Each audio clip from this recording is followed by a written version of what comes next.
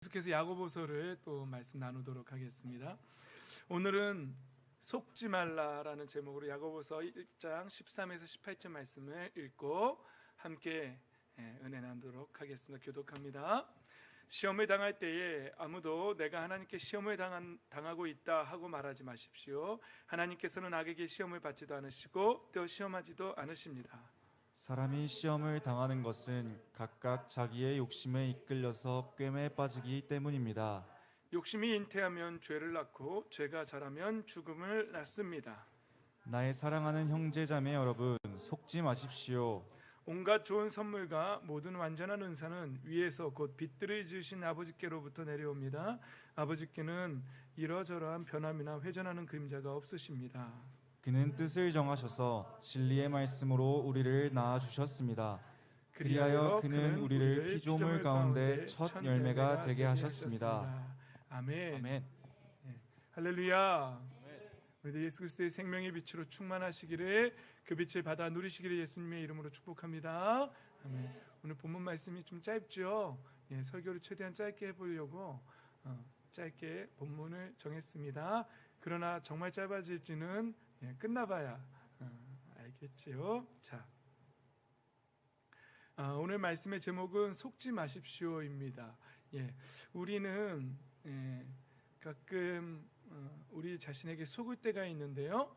오늘 본문이 말하는 큰 틀에서 속지 말라는 것은, 첫 번째는 죄의 모든 책임이 하나님께 있다라고, 모든 책임이 하나님께 있다라고 그렇게 착각하지 말라라고 이렇게 말하는 것이죠. 그래서 더 구체적으로 말하면 자기 자신에 대해서 속지 말라는 말입니다. 모든 죄의 문제가 내 안에 있는 것이지 다른 데에 문제의 근원이 있는 것이 아니라고 야고보 사도는 말하고 있는 것이죠. 한때 우리나라의 천주교죠. 그쪽에서 이런 슬로건을 차에다 붙이고 다닌 적이 있어요. 내 탓이요. 참 좋았어요. 저는 내 탓이요. 근데 어떤 분들은 그래 네 탓이야 뭐 이러고 너 때문이야 뭐 우리가 잘 아는 어떤 친구는 항상 엄마 때문이야 맨날 그러고, 그런 친구들도 있는데, 항상 우리는 인간은 그럴 때가 많아요. 나 때문이다, 모든 문제의 근원이 나한테 있다라고 찾으려 하지 않고, 너 때문이야, 저 친구 때문이야, 동생 때문이야, 누나 때문이야, 형 때문이야, 엄마 때문이야, 남편 때문이야, 아내 때문이야, 그리고 하나님 때문이야 라고 말할 때가 참 많다는 것이죠.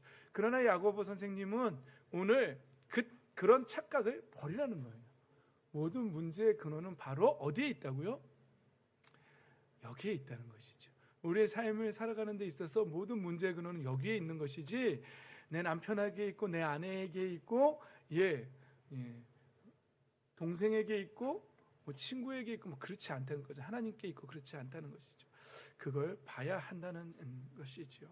그리고 또 한 가지는 하나님 아버지에 대해서 착각하지 말라는 거예요. 속지 말라는 거예요. 많은 사람들이 하나님 아버지에 대해서 오해하고 있어요.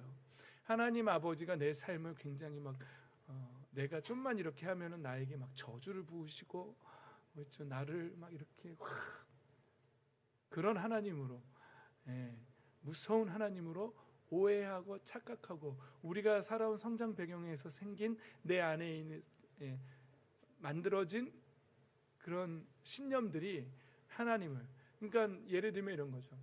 육체의 아버지가 어렸을 때부터 하는데 자꾸 거짓말을 해. 육체의 아버지가 뭐 사준다 그래놓고 사주지도 않고 그래. 그러면은 이 사람은 커서 신앙생활을 하는데 성경이 말하는 하나님의 약속을 잘 못 믿겠어요.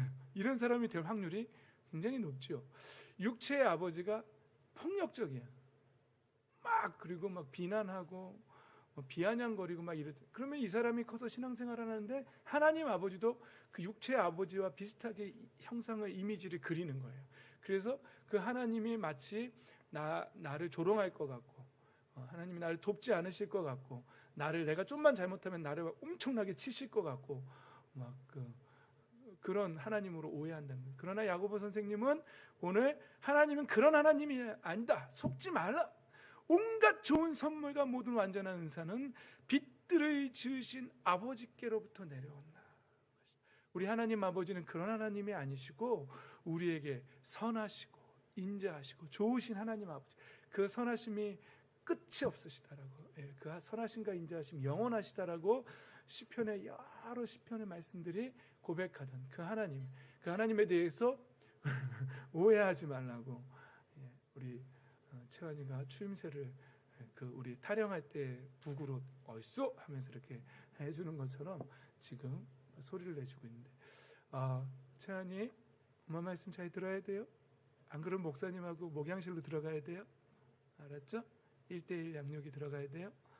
말씀 잘 똑바로 앉아야 돼. 그렇게 삐딱하게 다리 쭉 뻗고 어렸을 때부터 그런 자세를 가지면 척추도 휘어지고 키도 잘 안 자라고 막 그래요. 그러니까 자세를 딱 멋진 사람처럼 자세를 잡고, 옳지. 우리 채환이가 요즘 여러분 얼마나 말을 잘 듣는지 아세요?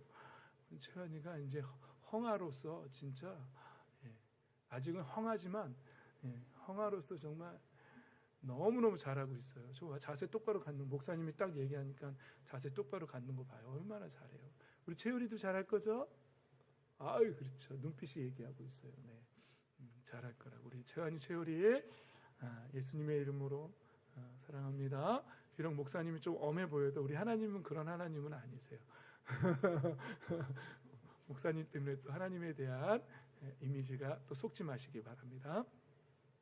자, 첫 번째 오늘 말씀을 이제 이해하려거든 이제 이 단어를 좀 이해해야 돼요. 그 동안에 우리가 나눌 때는 시험이라는 단어가 테스트나 트라이얼이나 시련, 시험 이렇게 그런 의미로 사용되었어요. 그러나 13절부터 사용되는 시험의 의미는 시련이 아니고 뭐라고요? 템프테이션이라고, 유혹이라고요. 유혹. 이런 기본 배경이, 기초 배경이 좀 있어야 돼요. 그래서 영어 성경은 다 트라이얼이라고 해석했다가 또 13절부터는 템프테이션이라고 해석하기도 하고, 또 번역본마다 좀 다르긴 하지만 그렇게 번역하고 템프테이션 뭐 이렇게 번역하고 있습니다. 그래서 우리가 그 구분할 수 있어야 돼요. 하나님께서 나에게 오는, 하나님으로부터 오는 테스트, 그리고 이 땅에서 나를 완전하고 완벽하고 성숙한 사람이 되게 하기 위해서 나에게 주어지는, 하나님이 허용하시는 시련, 트라이얼 같은 것들인지, 지금 내 상황에 오는 것들이 테스트인지 트라이얼인지 아니면 지금 내 안에 나의 욕심에 미혹되어 끌려가는 유혹인지, 이것들을 잘 분별할 수 있어야 한다는 것이죠. 여러분 먼저는 이거를 잘 분별할 수 있어야 돼요. 여러분들 삶의 정황들을 딱 볼 때 지혜와 명철을 가지고, 이건 지금 하나님께서 나에게 더 완전한 사람이 되라고 나에게 시련을 더하시고 나를 연단하시는 거구나라는 걸 딱 캐치해내야 되고, 이거는 유혹이다. 그런데 이 유혹은 하나님이 주시거나 다른 어떤 요소에서 오는 것이 아니라 내 안에서 온다는 것이죠. 자, 14절이 그렇게 말하고 있습니다.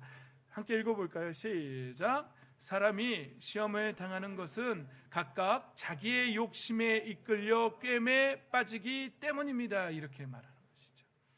하나님이 나를 유혹한다 이렇게 생각하지 말라는 거예요. 그건 잘못된 신앙이라는 거죠. 속는 신앙이라는 것이죠. 사람이 유혹을 당하는 것은 뭐라고요? 자기의 욕심, 욕망. 근데 그 욕망은 하늘에 속한 욕망일까요? 하나님의 나라를 간절히 소망하는 그 욕심일까요? 아니면 이 세상에 속한 것을 간절히 갈구하는 욕망일까요? 당연히 이 세상에 속한 거겠죠.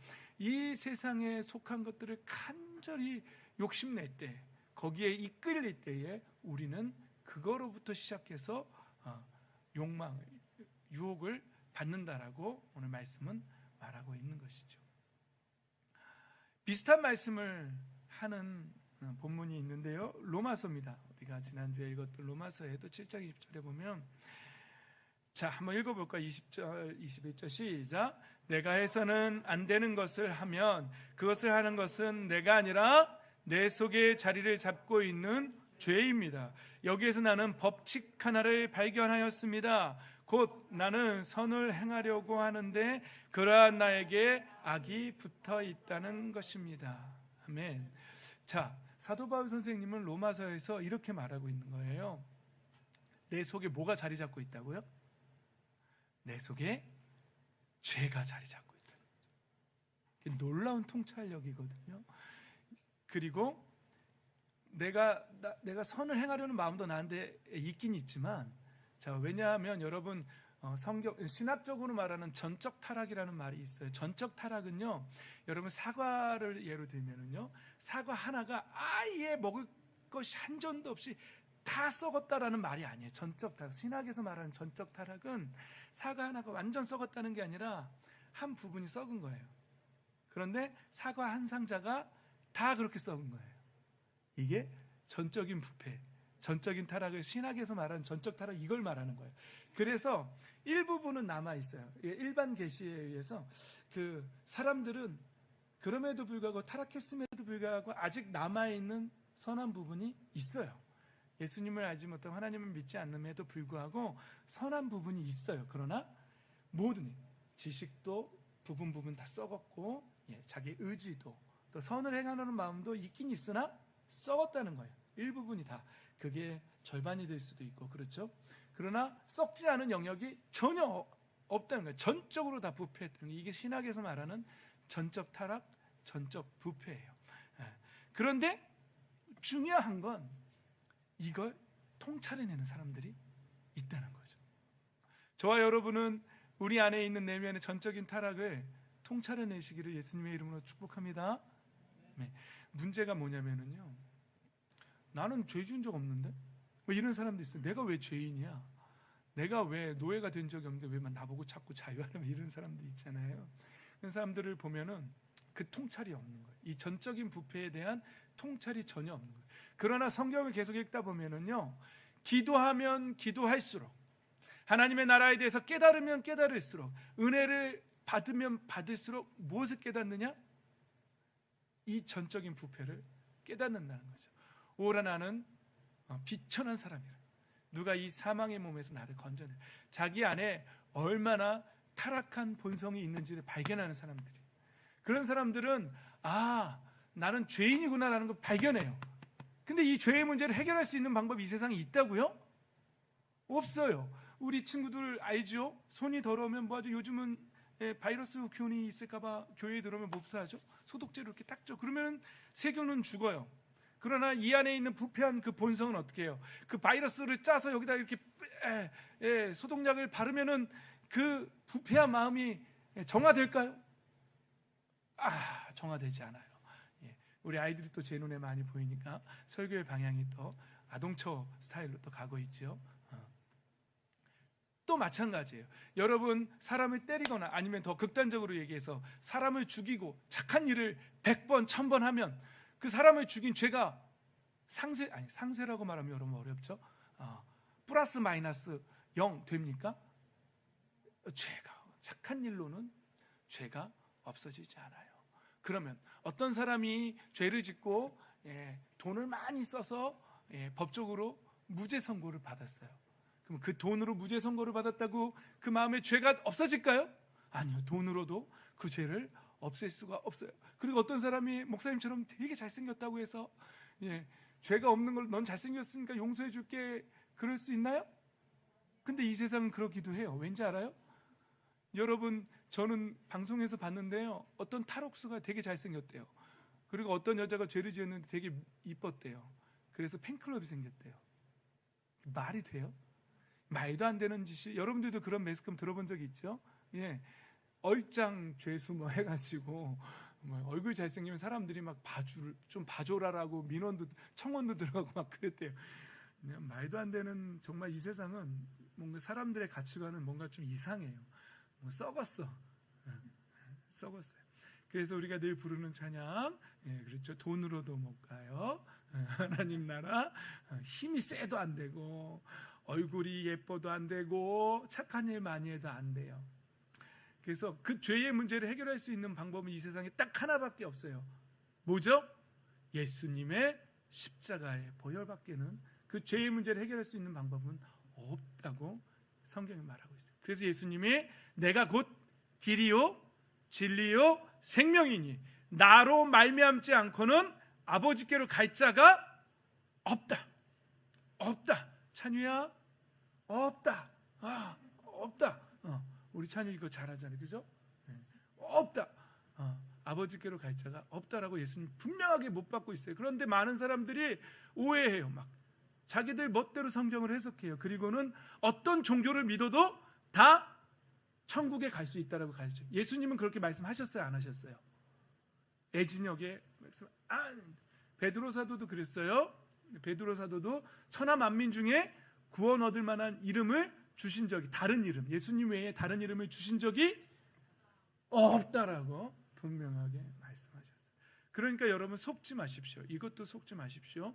이 죄의 문제를 해결할 수 있는 방법은 이 세상에 아무것도 없다는 사실을, 누가 잘난 척하면서 여러분들한테 와가지고 야 종교 다 똑같아, 종교다원주의 몰라? 막 이러면서 여러분들한테 다 똑같다고 말하고 여러분들은 뭐라고 하면 돼요?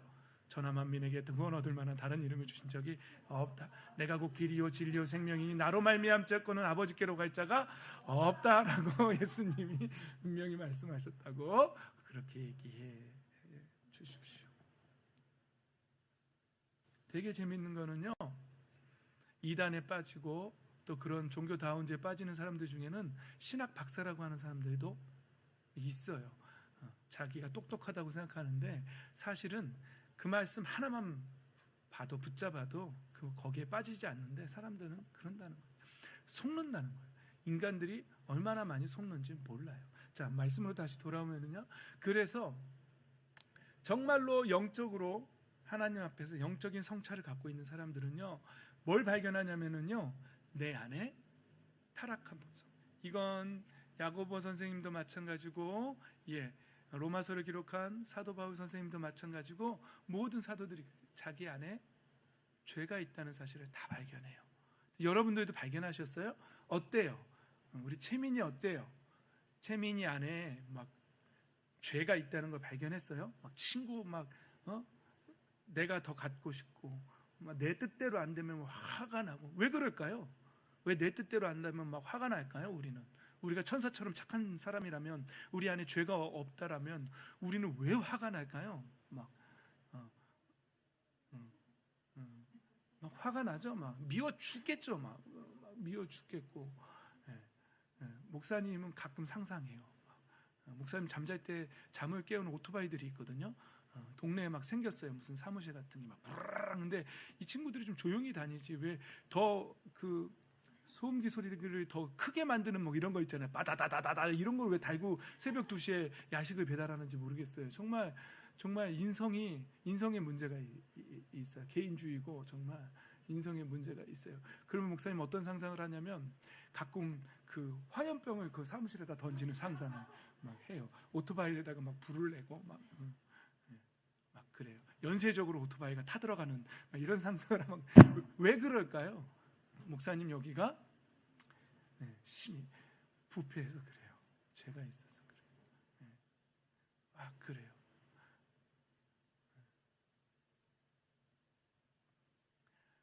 사랑하는 성도 여러분, 또 이 말씀을 듣고 계신, 방송으로 보고 계신 여러분, 이걸 찾으셔야 됩니다. 내 안에 타락한 본성이 있다는 것을, 타락해버렸다는 것을, 심히 부패했다는 것을 발견하시기 바랍니다. 그리고 그것을 어떻게 해결해야 하는지도 성경을 통해서, 그것 때문에 우리는 심판받는 거예요. 그것 때문에 우리는 지옥에 갈 수밖에 없는 거예요. 그러나 하나님 아버지께서는 살 길을 열어주신 거예요. 우리가 살 길을 열어주신 거죠. 근데 야고보 선생님은 우리가 살아가면서 여러 가지 유혹을 받는 것은 바로 뭐 때문이라고요? 그 안에 그 부패한 그 탐욕스러운 우리 부패한 타락한 본성 때문에 우리가 그렇게 되는 것이지, 그 외에 다른 어떤 것 때문에 우리가 그렇게 되는 게 아니라는 것이죠. 여기서 욕심에 이끌려라는 단어, 이끌린다는 단어, 엑세코라는 단어는요 잡아 끈다는 뜻이에요. 그래서 잡아 끈다, 그 사람을 그 타락한 본성이 그런 죄로 잡아 욕심으로 세상 유혹으로 잡아 끌어당긴다는 거죠. 근데 이 끌어당기는 것을 사도 바울 선생님은 그 법칙을 발견했다는 거예요. 나를 사로잡는도다라고 그렇게 말한 거죠. 여러분들도 그거 발견하셨어요? 어때요, 우리 친구들? 우리 안에 있는 죄악된 본성이 나를 잡아 끄는 거를 발견한 적 있어요?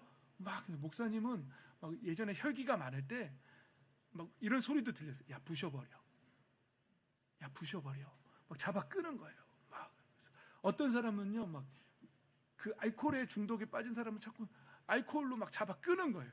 이게 술이 잡아 끈다고 말하는 거예요. 그러니까 이 말씀대로 하면은 이 사람의 원인이 저놈의 술만 없었으면 내가 이러지 않을 텐데라고 그 문제의 근원을 어디다가 돌린다고요? 술한테 돌리는 거예요. 그런데와 그러나의 합성어죠. 그러네. 예. 문제의 근원이 어디에 있다고요? 여기 있는 거예요.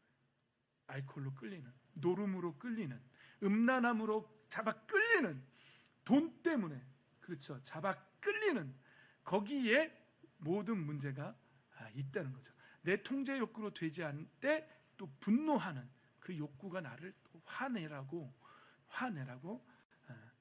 잡아 끈다는 것이죠. 그래서 이것을 발견한 사람들은, 이걸 발견한 사람이 있고 아예 발견조차도 못한 사람들이 있어요. 근데 발견한 사람은 발견했다고 해서 이게 없어질까요?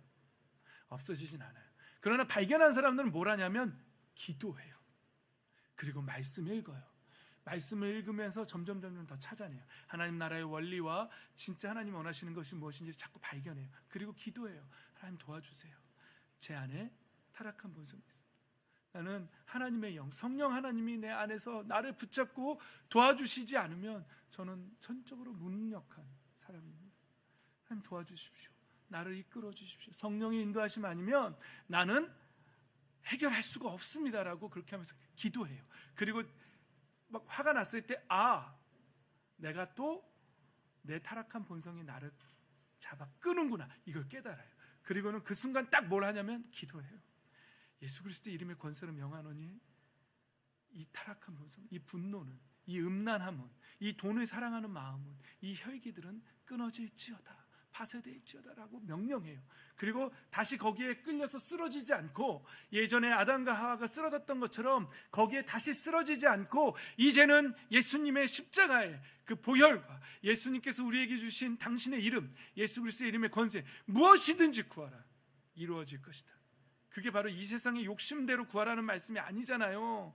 무엇이든지 내 이름의 권세로 너희가 구하라는 거예요. 그러면 성령께서 역사해 주시겠다는 거예요. 그래서 그것을 아는 사람은 그것을 경계하고 기도합니다.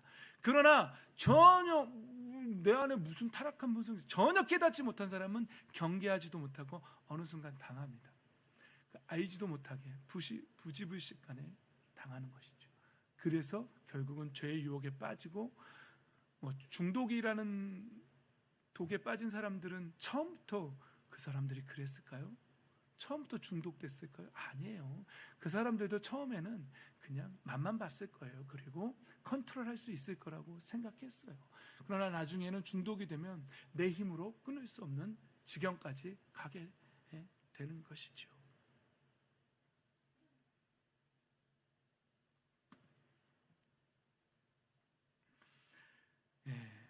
여러분, 그래서요, 이 두 말씀 13절 14절을 보면은요, 많은 사람들이 자기의 이 타락한 본성이 자기를 잡아 끈다는 것을 깨닫지 못하고, 알코올 중독자는 저 술이 문제야, 그리고 어떤 사람은 저 여자가 문제야 이런단 말이죠. 저 여자가 똑바로 하지, 이게 인간의 습성이에요. 남편 때문이야, 그리고 저 녀석 때문이야라고 그러는 거죠. 심지어는요, 사실은 잘 보세요. 농사 지으시는 분들이 그거는 자기들이 어떻게 할 수가 없어요. 비가 오고 해가 뜨고 이러는 걸, 태풍이 오고 바람이 부는 걸 그 농사하는 사람이 어떻게 할 수가 없잖아요. 그런데도 불구하고 그들이 찾아야 될 마음은 뭐냐면요, 그분들이 찾아야 될 마음은요, 우리가 타락하지 않았다면 이 가시덤불과 엉겅퀴가 여기에서 나지 않았을 텐데. 거기까지 가야 돼요. 그런데 많은 사람들이 하나님 때문이라는 거예요. 하나님 왜 나한테 이렇게 하셨냐는 거예요. 그런데 사실은 이 땅의 이 많은 고통과 자연의 많은 또 불순종도 사실은 우리의 타락함 때문에 저주받은 상황인 거지, 그게 하나님 책임은 아니라는 사실을 우리는 분명한 신앙의 눈으로 바라볼 때, 그래서 말씀을 계속 잘 읽어야 돼요. 분명한 신앙의 눈으로 볼 때에 그것의 책임이 하나님을 원망할 것이 아니라 우리의 타락한 본성을 탓해야 된다는 사실이죠. 인간의 습성은 이렇습니다. 여러분 잘 보십시오.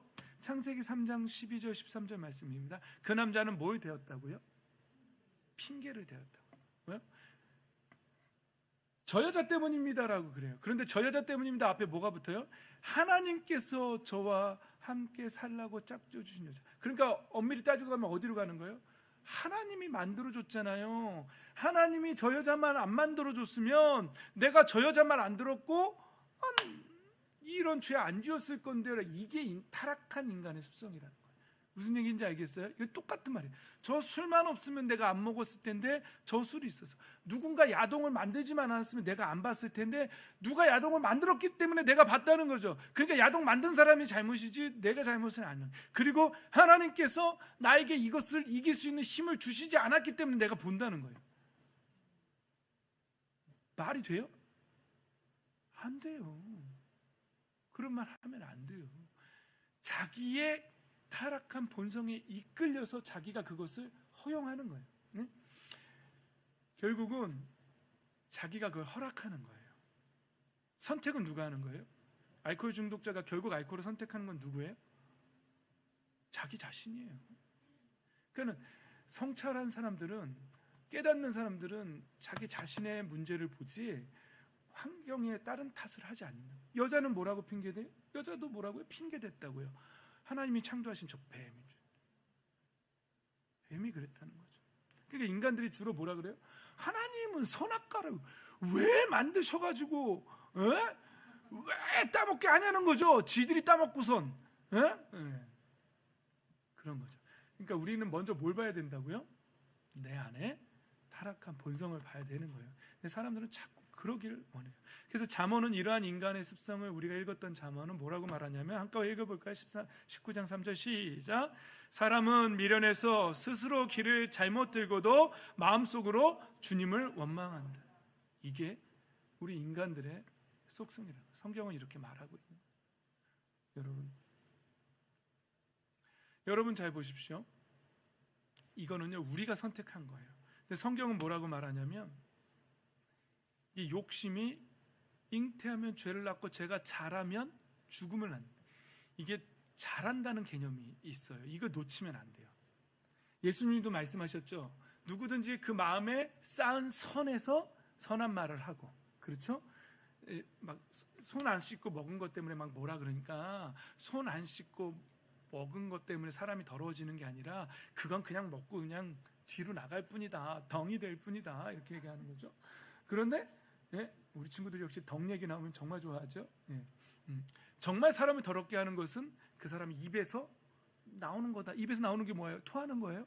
그건 아니죠. 그게 아니라 그 마음에서 나오는 거죠. 그래서 하시는 말씀이, 사람은 그 마음에 쌓은 선에서 선함을 받고, 뭔가 쌓인다는 거예요. 그 개념하고 같은 거예요. 그 사람이 쌓은 악에서, 악을 찾고 쌓은 사람은 그 말도 악이 나가는 거예요. 내 입에서 욕이 나간다. 아직도 악을 쌓고 있는 사람이고 여전히 악이 쌓여 있는 사람이에요. 네? 선을 찾고 쌓는 사람은 그 입에서 선한 말들이 나가야 돼요. 사랑의 말들이 나가야 돼요. 여러분 친구들하고 동생들하고 또 엄마 아빠들 한번 보세요. 어떤 말이 나가요? 내 입에서 악한 말이 나가면 악을 쌓고 있는 사람들이에요. 여전히 악을 쌓고 있는 사람들이고, 축구 보다가 이런 이런 여전히 악을 쌓고 있는 거예요. 운전하다가 여전히 악을 쌓고. 자 보세요. 욕심이 잉태하면 착상이라는 단어 알아요? 착상이라는 단어. 남자의 정자와 여자의 난자가 만나면 그 자궁에 착상합니다. 이게 욕심이 잉태됐다는 거예요. 이거는요 우연히 생기는 일이 아니에요. 원인과 결과가 반드시 있습니다. 그래서 내 마음속에서 내가 그것을 붙잡는 거예요. 이해가 되세요? 내 마음의 타락한 본성이 그 죄를 붙잡으면 그게 바로 만난 거예요. 그리고 내 마음속에 착상되는 거예요. 그게 잉태한다는 거예요.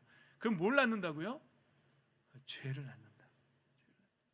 그래서 기독교 고전 중에 그리스도를 본받아라는 책이 있거든요. 토마스 아켄피스라는 분이 쓴 말인데, 그분은 이걸 뭐라고 표현했냐면요, 처음에는 마음에 품는다는 거죠. 그렇게 착상돼서 마음에 품고, 그리고는 계속해서 그것을 생생하게 그려내기 시작한다는 거예요. 생생하게 그것을 상상해내고 그려내기 시작하다는, 결국에는 그것을 행동으로 옮긴다라고 그렇게 말하는 것이죠. 여러분, 우리가 그럼 처음부터 뭘 안 해야 되냐면요, 그거를 탁 붙잡는 행위를 안 해야 돼요. 내 마음속에서 그것을 탁 붙잡고 여기에 착상시키는 행위 있죠. 이걸 안 해야 돼요. 그거부터 딱 끊어내야 돼요. 그게 딱 왔을 때, 네? 아예 그 상태에서 끊어내. 근데 그걸 끊어낼 수 있는 사람은 어떤 사람이냐면 자기 안에 타락한 본성을 본 사람이죠. 이걸 통찰해낸 사람들은요, 그게 딱 달라붙는 것도 봐요. 내 타락한 본성과 유혹이 딱 달라붙어서 내 안에 딱 착상되는 것까지도 봐요. 그러면 바로 그때 잘라내야 돼요. 예수 그리스도의 이름의 권세로 그걸 끊어내야 돼요. 그런데 아무 생각 없이 사는 사람들은요, 이게 착상이 됐는지 잉태가 됐는지 그러면 계속 마음에 품어요. 아 좋아, 아 좋아, 아우 좋죠. 얼마나 좋아. 뭐 음란한 걸 상상하건 돈을 상상하건 뭘 상상하건 계속 상상해내요. 또 때로는 막 목사님처럼 막 불 지르는 상상, 막 누굴 때리는 상상, 막 계속 하는 거죠. 그러다가 결국에는 어떻게 된다고요? 진짜로 하는 일이 죄를 낳아버린다는 거예요. 태어난다는 거잖아요. 낳는다는 거예요. 근데 그 죄가 나중에는 결국은 갓난애기 때는 어때요? 이렇게 내가 마음대로 할 수 있어요. 그런데요, 호랑이도 그렇죠. 새끼 때는요, 아 이쁘다 그러고 전병 먹여서 막 동물원에서 보면은 애기 새끼 사자 막 호랑이 막 이렇게 먹이잖아요, 그죠? 근데 이만해지면요 어떻게 돼요? 이게 자라면 아이고 잡아먹힐 수도 있어요. 근데 결국은 그 죄라는 행위가 나온 다음에 그것이 나중에는 이제는 이게 죄인지 아닌지도 모르고 계속 죄에 빠져서 계속 살면요, 나중에 결국은 뭐라고요? 그게 죽음, 사망, 결국은 지옥에 간다는 얘기죠. 둘째 사망으로 들어간다는 얘기죠. 여러분, 우리는 이것을 보고 경계해야 합니다. 그래서 이것이 습관화되기 전에 우리는 처음부터 항상 잘라낼 수 있어야 돼요. 그런데 이걸 잘라내려면 뭘 해야 된다고요? 말씀 읽고 기도하는 걸 게을리해서는 안 된단 말이죠. 여러분, 밥을요, 음식을요 해놓고 그냥 실온에 가만히 둬봐요. 그냥 둬도 우리가 그한테 썩으라고 말한 적도 없고 곰팡이 피라고 뭘 한 적도 없어요. 근데 가만히 두면 알아서 쉬고 알아서 썩어요. 참 신기하죠. 우리가요, 이 마음의 부패한 마음은요, 가만히만 두면은요 그냥 알아서. 근데 어리석은 사람은요 자꾸 죄를 안 지으려고만 해요. 안 돼, 안 돼, 안 돼. 그거 갖고는 안 돼요. 기도해야 돼요. 말씀 읽어야 돼요. 기도하고 말씀을 읽어야지만 이 타락한 본성을요 통제할 수가 있어요. 성령께서. 그래서 성령을 쫓아 살아가야 돼요. 우리.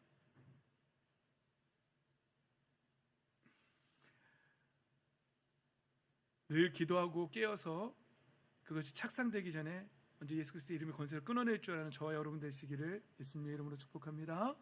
아멘. 그렇습니다. 자, 오늘 말씀에 나의 사랑하는 형제자라 여러분, 속지 마십시오.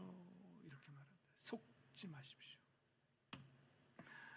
하나님 아버지는 좋으신 분입니다. 속지 마십시오. 이렇게 말합니다. 여러분, 이 속지 마십시오라는 단어를 볼 때는요, 저는 여기까지도 생각했어요. 여러분, 기독교에 대해서도 속지 마십시오. 기독교가 어떤 종교인지 잘못하면 속을 수 있어요. 그래서 어디로 가냐면 이단으로 가는 거예요. 잘못된 속임수에 나가면, 하나님에 대해서 잘못 오해하면요, 속으면요 이단으로 가요. 여러분, 우리 하나님은요, 우리에게 명하시는 건 회복이에요. 대전제예요. 그런데 이단은요, 가정을 깨요. 사이비 종교는요, 가정을 깨요. 속지 마십시오. 그런데 그게 그럴싸해 보여요. 참 이상하게 사람들은 그렇게, 또 참 신기한 게 전 재산을 다 팔아서 들어가더라고요, 이단으로. 그러니까 좀 가서 좀 뭐 내가 배워야 돼. 어떻게 하면 그렇게 사람들이 그렇게 되나요? 참 신기하죠. 그 성경은 미혹해 하는 영, 혼미케 하는 영이 있다고 그렇게 말씀하잖아요. 근데 그거 아니고는 정말 이해가 안 돼요. 정말 어떻게 그런지. 그런데 속으면은요, 가정이 깨지고 부모 자녀 지간에도 깨지고, 우리가 잘 아는 신천지라는 이단도요, 젊은 친구들이 가정을 버리고 부모 형제들을 다 버리고 어떻게 가르치냐면 막이라고 가르치나요? 뭐 하여튼 부모를 저희가 개더라고요. 목사를 개로 가르치고 뭐 하여튼 그렇게 해요. 그래서 집을 다 버리고 집단 생활로 들어가더라고요. 근데 속지 마십시오. 기독교는 그런 기독교 아닙니다. 근데 우리가 뭔가 잘못 생각하고 성경 말씀 안 읽고 기도 안 하면은요, 그렇게 미혹되어서 갈 수도 있다는 것이죠. 기독교의 대전제는 뭐라고요? 빛들의 아버지께로부터 좋은 은사들이라는, 하나님의 은사는요, 하나님의 은혜는요, 대전제는 뭐냐면요, 뭐라고요? 회복이라. 회복. 여러분, 회복되셔야 돼요. 여러분, 예수님 믿으셨습니까? 회복되셔야 돼요. 또 회복되셔야 되고요. 여러분, 가정도 회복돼야 돼요. 여러분, 자녀도 회복돼야 돼요. 여러분들의 앞길의 비전도, 그 앞길의 비전이 깜깜했습니까? 꿈도 없이 희망도 없이 그저 이 세상에 속해서 살고 있었습니까? 그러나 그 비전이 회복돼야 됩니다. 할렐루야. 아멘. 그렇습니다. 여러분, 우리가 읽었던 말씀 있잖아요. 로마서 7장 6절 이런 말씀이 있어요. 문자에 얽매인 낡은 정신으로 하나님 섬기지 말고 성령이 주시는 새 정신으로 하나님을 섬기는 사람들이라고 우리 그렇게 말해요. 문자에 얽매인 낡은 정신, 물론 여기서 말하는 문자에 얽매인 낡은 정신은 율법적으로 있잖아요. 율법적으로 뭔가 할례를 꼭 받아야 되고, 뭐 이렇게 몇 월 며칠, 뭐 매월 첫째 날 첫 번째 드리는 안식일과 월삭과 뭐 날의 11조와 뭐 이런 거 하고 문자적으로 율법. 여러분, 그렇게 신앙생활하면 행복할까요? 한번 해보세요. 행복한지 저는 안 할 겁니다. 예수님께서 그걸 다 깨셨는데 우리가 그걸 할 이유가 없잖아요. 그러나 우리는 사도 바울 선생님 뭐라 그러냐면, 그렇게 문자에 매여서 하는 이제 그런 신앙의 시대가 끝났다는 거예요. 지금은 성령의 시대가 열렸고, 우리는 성령이 주시는 새 성신이잖아요. 성령께서 주시는, 우리는 성령을 쫓아서 살기만 하면, 도둑질하지 말라라고 말하지 않아도 그 사람은 도둑질 안 해요. 맞죠? 성령을 쫓아 살기만 하면, 미워하지 말고 사랑하라고 말하지 않아도 사랑해요. 그런데 우리가 계속 도둑질을 하고 도둑이라는 그 절도라는 중독에 빠져서 산다든지, 미움이라는 중독에, 그때 다 중독이에요. 습관적으로 하는 거예요. 뭐 이렇게 하는 게 뭐예요? 성령을 쫓아 살지 않기 때문에 그렇잖아요. 여러분, 기독교를 그런 문자의 종교라고 생각하지 마십시오. 기독교는 문자의 종교가 아니에요. 문자에 빠져서 낡은 정신으로, 그리고는 그렇게 했다가, 나는 오늘 교회 갔어. 나는 뭐 오늘 기도도 했어. 나는 뭐 헌금도 했어. 그러니까 난 됐어. 그리고 막 사는, 그게 기독교가, 그게 문자의 얽매인 낡은 정신의 신앙이에요. 그게 종교의 영이고. 네. 성령이 주시는 새 정신, 성령을 쫓아 사는 사람들은요, 그렇게 살지 않아요. 제가 질문합니다. 여러분들이 정말 성령으로 거듭났고 새롭게 되셨습니까? 그러면은요, 자, 동생하고 싸우던 누나는요, 성령으로 거듭났으면 변해야 돼요. 누나랑 자꾸 싸우던 동생은요, 여러분들의 신앙이 문자에 얽매인 그런 신앙이 아니라 성령을 쫓아서 사는 진짜 신앙이라면 변해야 돼요. 이해가 되셨어요? 그 적용시켜야 돼요. 여러분들 삶 속에서 그게 나타나지 않으면 잘못된 신앙이에요. 속을 수 있어요. 속지 말라잖아요. 속지 말라잖아요. 하나님을 오해한 거예요. 성령을 쫓아서 사는데 삶이 변하지 않아. 하나님 오해한 거예요. 하나님을 정말 제대로 믿으면 변해야 돼요. 그게 회복이에요. 관계가 회복돼야 돼요. 그렇죠? 네. 여러분들 정말 우리가 성령으로 새롭게 되었다라면, 자, 시어머니들, 며느리를 잡들이 하던 시어머니들이 예수님을 믿고 새롭게 됐고 성령으로 새롭게 되었다라면 며느리를 사랑하고 섬겨야 돼요. 이런 시어머니가 되셔야 합니다. 지금 이 방송을 듣고 계신 시어머니들, 그게 진짜입니다. 그게 회복이고 그게 변화입니다. 그런데 만약에 여러분들이 하나님을 오해하고 빛들을 창조하신 하나님 아버지를 오해하고 여러분들이 나는 예배도 드렸고 11조도 내고 모두 다 해. 그런데 집에 가서 며느리를 잡어.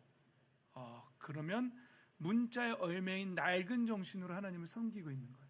그냥 율법주의로 하나님을 종교의 영으로 종교심으로 하나님을 섬기고 있는 거지 진정한 변화가 일어난 게 아니라는 사실이에요.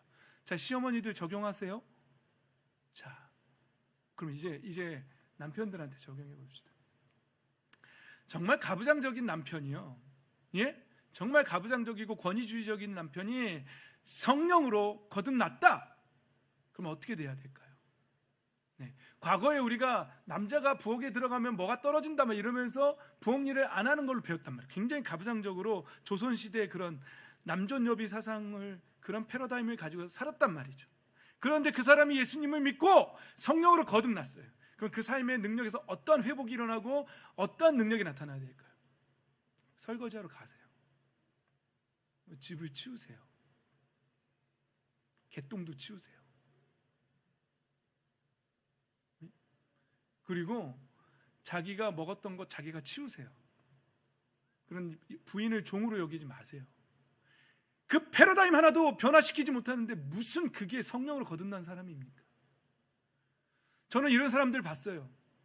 제가 다니던 신학교인데 총장이요. 그 신학교 총장이 그동안의 역사로 거의 50명 넘게 총장이 있었다 치면, 정확한 숫자는 모르겠어요 제가. 그런데 퍼센테이지가, 우리가 이렇게 지역 감정이 있잖아요. 지역 감정이 이쪽 지역에서만 총장이 많이 나왔다는 거예요. 그리고 이쪽 지역에서는 그동안에 그 40-50명 중에 2명밖에 안 나왔다는 거예요. 말이 됩니까? 우리가 믿는 하나님이, 우리가 성령으로 거듭난 사람들이 그깟 지역 감정 하나도 초월하지 못한단 말입니까? 여전히 여러분들이 경상도 전라도 하면서 그것도 초월하지 못하는 게 무슨 성령에 대해서, 성령 충만함에 대해서 논하겠어요. 말이 안 되잖아요. 우리의 신앙이 고작 그 지역 감정 하나도 벗어나지 못한다면 그게 어찌 살아있는 성령으로 거듭난 사람이라고. 여러분 동의하십니까? 아멘이십니까? 아멘. 진짜 성령으로 거듭난 사람은 꼭 벗어나야 돼요. 진짜 하나님의 뜻을 찾아야죠. 성령으로 거듭난 남편들은요, 삶이 변해야 됩니다. 예, 자녀들을 잘 돌보지 않고, 요즘 젊은 사람들 보니까 맨날 게임만 하는 사람들이 있어요. 방송에 보면은요, 퇴근하고 와가지고 게임만 해. 그리고 자식이 어떻게 크는지, 그 자녀가 어떤 가치관으로 크는지 관심이 없어. 너는 네 살 길 살아라. 나는 이 게임이 좋으니. 그리고 주야장창 이것만 하면, 그리고 피곤해 죽겠대. 그리고 가치관이 이상해요. 내 돈 내가 벌어서 내가 먹고 살고, 내가 너한테 돈 갖다 주는데 어디다 대고 잔소리야, 이러면서 이상한 소리들을 해요. 그러나 당신이 정말 성령으로 거듭났다면 변화서야 합니다. 그게 회복이고 그게 능력입니다. 그게 삶의 능력입니다. 그거 나타나지 않으면 여러분들은 문자에 속한 하나님 잘못 오해하는 신앙이에요. 그 속는 신앙이에요. 이제 여자들한테 가봅시다. 부인들은 대부분 잘하고 계세요. 단 하나는 자식들을 잡들이 하지 마십시오. 여러분들은 단지 이 땅 위에서 그 자녀들을 잘 키우라고 하나님께 일임받은 그런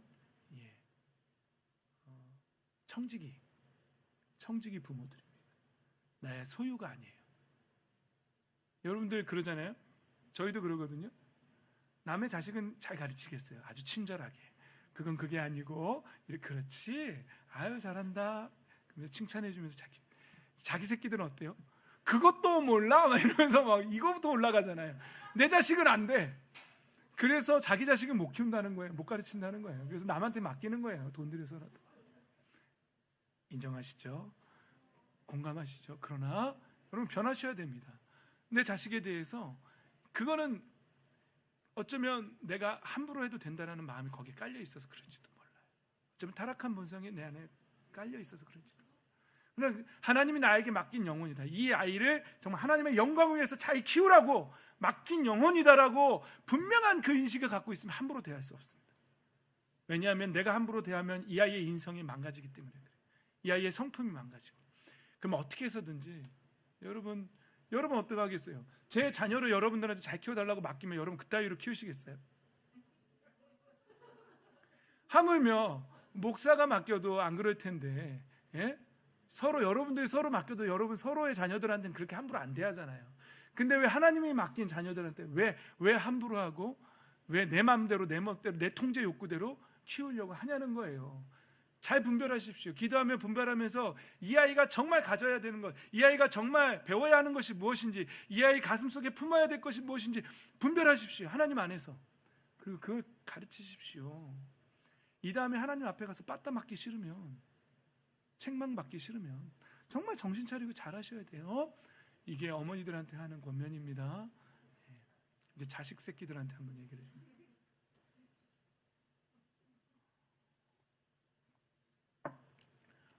자녀되니 여러분들이 정말 예수님을 믿고 성령으로 거듭나셨습니까? 부모에게 순종하십시오. 부모를 공경하십시오. 구약 성경에는 부모에게 불효하면은요 돌로 쳐 죽이라 그랬어요.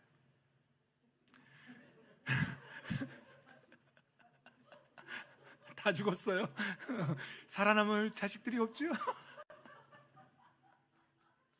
그러나 감사하게도 우리 예수님께서 옛 언약을 다 깨시고 새 언약을 세우시고 살 길을 내어주셨습니다. 네. 여러분 정말 여러분들이 예수님을 믿고 정말 성령으로 거듭났다라면 부모님께 하는 말 한마디 있죠.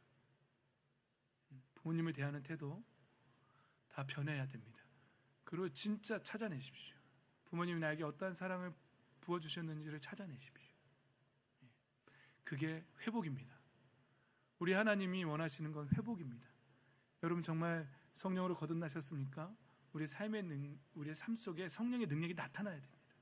근데 내가 예수님을 믿었다고 하면서 옛날 그 남편 그대로, 옛날 엄마 그대로, 예전에 옛사람의 모습 그대로의 자녀 그렇게 살고 있다면 그건 문자에 얽매인 낡은 정신으로 하나님을 섬기고 있는 사람들이죠. 하나님을 오해하고 있는 것입니다. 우리 하나님 아버지는 우리가 회복되기를 원하십니다.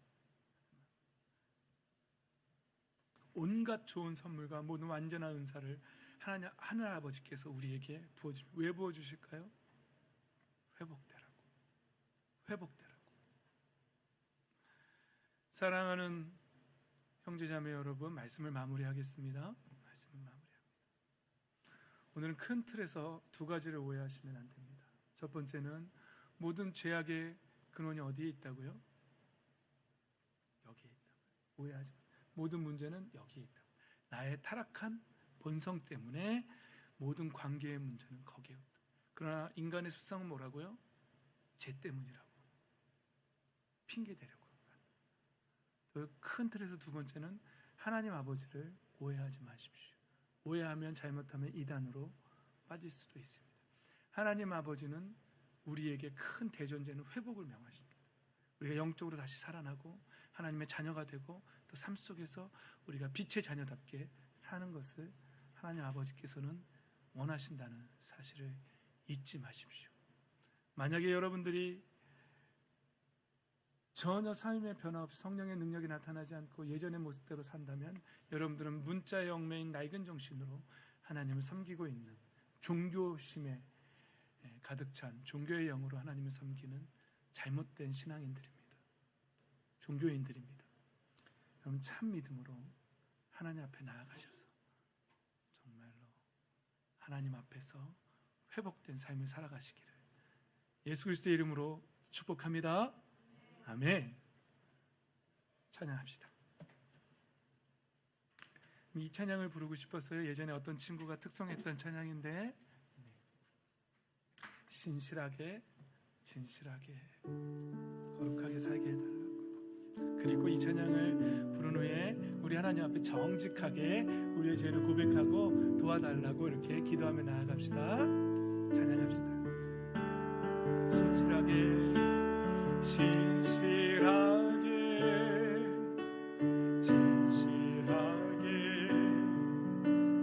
거룩하게 살게 하소서.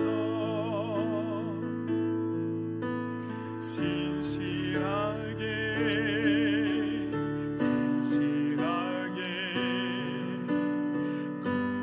거룩하게 살게 하소서.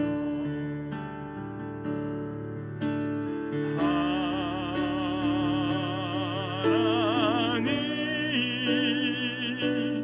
나의 마음 만져주소서. 하나님 나의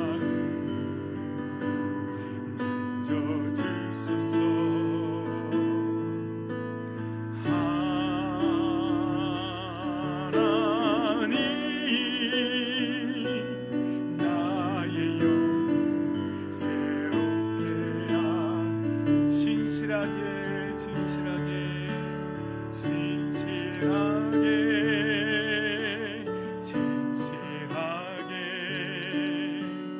거룩하게 살게 하소서. 진실하게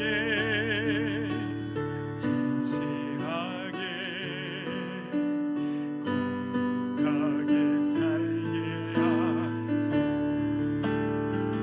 하나님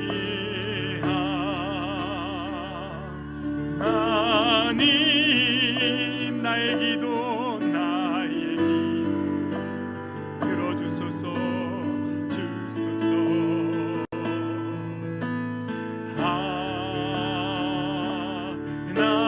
하나님 주의 길로 길 인도하소서. 하나님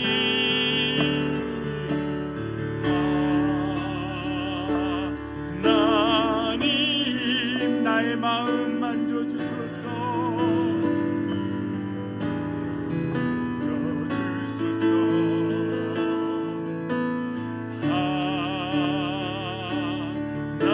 하나님 나의 영혼 새롭게 하소서. 여러분 우리 한번 기도합시다.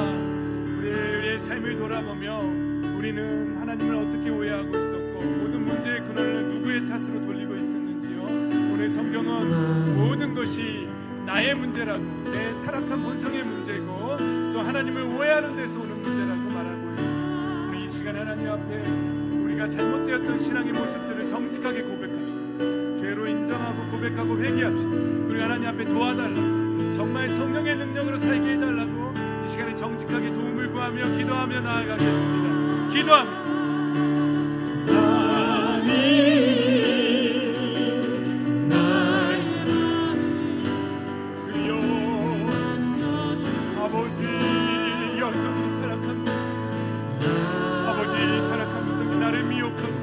나를 유혹하고 나를 다른 마음, 두 마음을 품고 나를 세상을 사랑하는 마음으로 이끌려하고 아버지는 세속적인 가치관으로 살게 하려고 합니다. 아버지 하나님 도와주시옵소서. 세상에 시험이 내게 닥쳐올 때에 아버지 하나님 주 예수 그리스도 이름의 권세 그것을 깨뜨리게 하여 주시옵소서.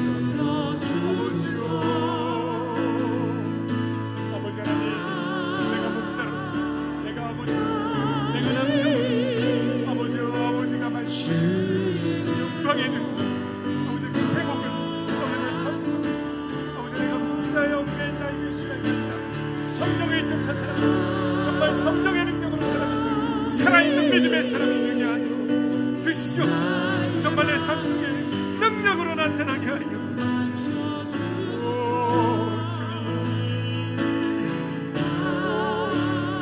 남편을 원망하는 마음을 용서하여 모든 문제를 아내에게 돌렸던 아내 탓을 했던 마음을 용서하여 부모님을 원망했던 마음을 용서하여 자녀들을 탓했던 마음을 용서하여 아버지 하나님 모든 문제가 나에게 있습니다. 아버지 하나님 내가 성령의 능력으로 살지 않았느냐 성령을 쫓아 살지 않았느냐 드러난 모든 문제들이 끝나가고 아버지 용서하시오 아버지 용서하시오 아버지 성령 하나님 도와주시오 성령의 능력으로 살게 하여 진짜 변화된 성령으로 거듭난 성령 하나님 붙잡아 진짜 믿는 성령이 주시는 새 정신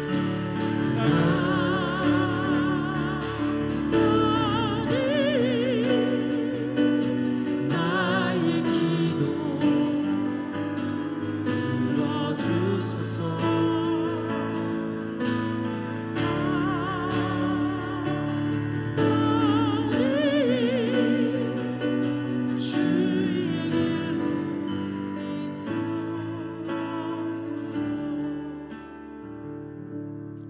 사랑의 하나님 아버지 오늘도 은혜 주심을 감사드립니다.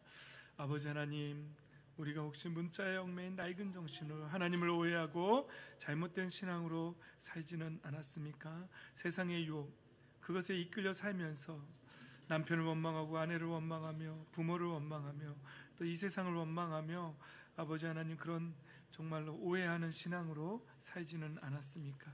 아버지 하나님 모든 문제의 근원이 타락한 나의 본성에 있다는 사실, 성령을 쫓아 살지 않는 나의 삶에 그 문제의 근원이 있다는 사실을 하나님 인식하게 하시고 오직 성령을 쫓아서 성령의 능력으로 살아가는 저희들의 복된 인생 되게 하여 주시옵소서.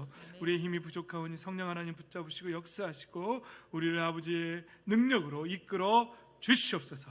그래서 하나님 명령하시는 그 회복으로 성령의 능력으로 우리의 가정이 우리의 내면이 우리 교회 공동체가 회복되며 하나님의 나라를 살게 하여 주시옵소서. 오늘도 아버지 앞에 예물 드리는 손길이 있습니다. 하나님 아버지께서 이미 받으셨고 그 중심을 보시고 기쁨으로 흠양하신 줄 믿습니다. 하늘의 문을 여시고 하늘에 속한 온갖 신령한 복으로 그 인생을 가득 채워 주시옵소서. 그러므로 말미암아 이 땅의 삶의 문도 열리게 하여 주시옵소서. 오늘도 또 찬양 인도로 반주자로 또 교회 청소로 여러 모양으로 그 몸으로 헌신한 헌신자들이 있습니다. 아버지께서 보신 줄 믿습니다. 아버지께서 그 중심을 받으신 줄 믿습니다. 아버지께서 동일한 은혜로 채워 주시옵소서. 하나님 감사드립니다. 예수님의 이름으로 기도드립니다. 아멘.